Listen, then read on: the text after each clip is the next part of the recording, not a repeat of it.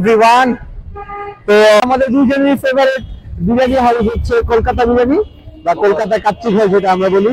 তো এখন হঠাৎ করে চিন্তা করলাম কি খাবো, হঠাৎ করে চলে যাই। তাকে কল দিলাম কলকাতা কাচ্চি খোলা আছে কিনা, দেখে আছে। তো এখন যাচ্ছি মা ভাগিনা মিলে একসাথে কলকাতা কাচ্চি খেতে।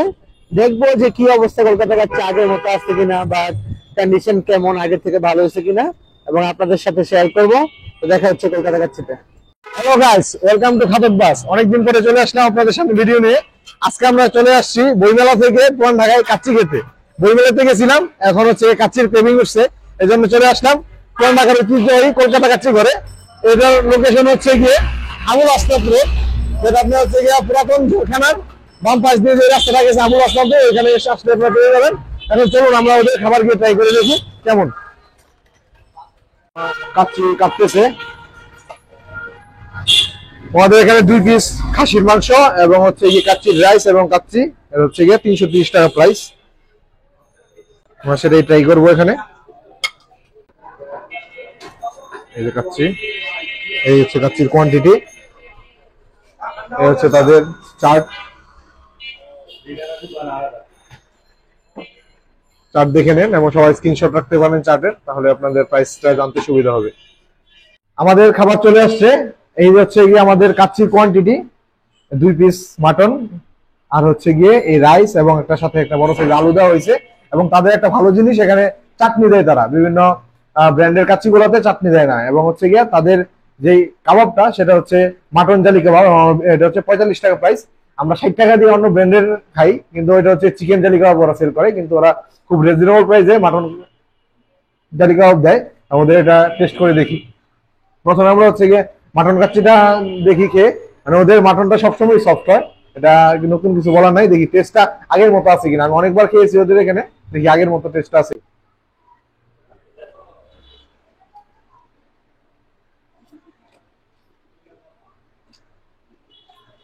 আমরা এখন প্রায় 8টার দিকে আসছি, কিন্তু এখনো খাবার গরম আছে। এটা আমার নতুন হাড়ি দিয়ে নামছে, খাবারটা মজা আছে এবং টেস্ট আগের মতো আছে, টেস্টে কোনো চেঞ্জ নেই।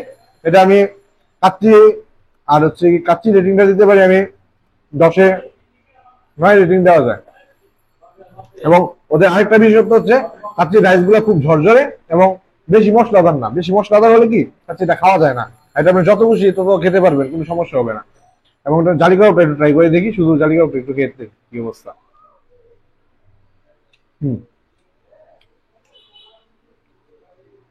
রাইস দিয়ে ওদের জালি কাবাবটা বেস্ট। আমরা ট্রাই করে দেখি, রাইস দিয়ে একটু জালি কাবাবটা খাই দেখি কি অবস্থা।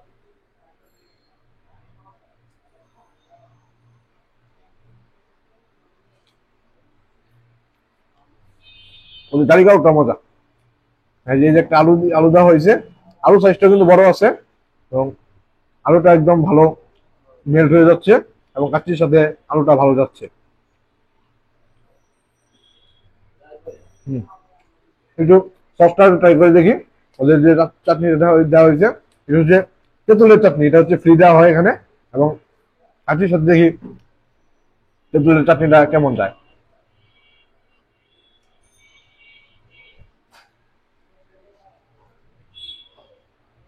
কাচ্চির সাথে তেঁতুলের চাটনিটা দিলে মানে কাচ্চির টেস্টটা একটু ব্লাস্ট করে, মানে হচ্ছে দ্বিগুণ হয়ে যায় টেস্টটা।